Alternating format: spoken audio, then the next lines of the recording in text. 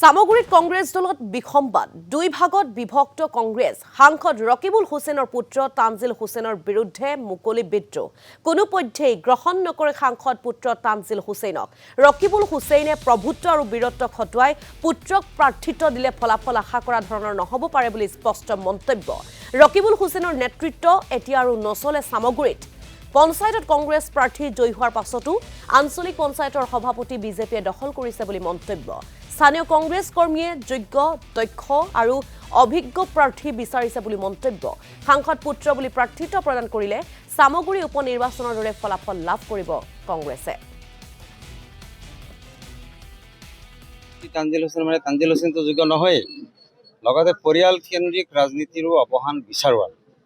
হয় পৰিয়ালত যদি সুযোগ্য সন্তান থাকে ৰাইজে তেতিয়া সঁহাৰি জনাব ৰাইজ আগবাঢ়ি আহিব এই কথাটো স্বতঃস্ফূৰ্ত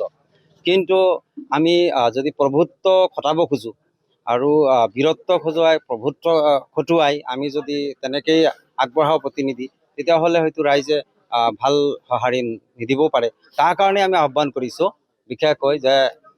পৰিয়াল কেন্দ্ৰিক হ'ব নালাগে ৰাজনৈতিকভাৱে অভিজ্ঞ হ'ব লাগে এজন যোগ্য ব্যক্তি হ'ব লাগে যে ৰকিবুল হুছেইনৰ নেতৃত্বত সামগুৰি বিধানসভা সমষ্টিত কংগ্ৰেছ আৰু ইয়াত উত্থান নহয় তাৰ প্ৰমাণ বিগত উপনিৰ্বাচনত আপোনালোকে ভালকৈ প্ৰত্যক্ষ কৰিছে আপোনালোকে কৈছে যে ৰকিবুল হুছেইন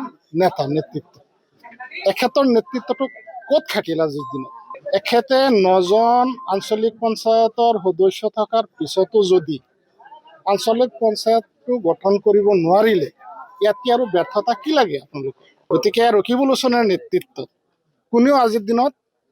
মানা নাই আৰু অনাগত দিনত নামানে যদি আপোনালোকে প্ৰতিজন মানুহকে সোধে আজি 99% মানুহে স্বীকাৰ কৰিব যে তানজিল হুছেইন এজন অযোগ্য প্ৰাৰ্থী ইয়াত সামগুৰি বিধানসভা সমষ্টিৰ কাৰণে যাৰ পৰিপ্ৰেক্ষিতত আজি 21জন মানুহ সমষ্টিত ওলাই আহিবলগীয়া হ'ল 3 দিন বৈঠকৰ অন্তত আমি এটা সিদ্ধান্তত উপনীত হৈছোঁ যে 21জনৰ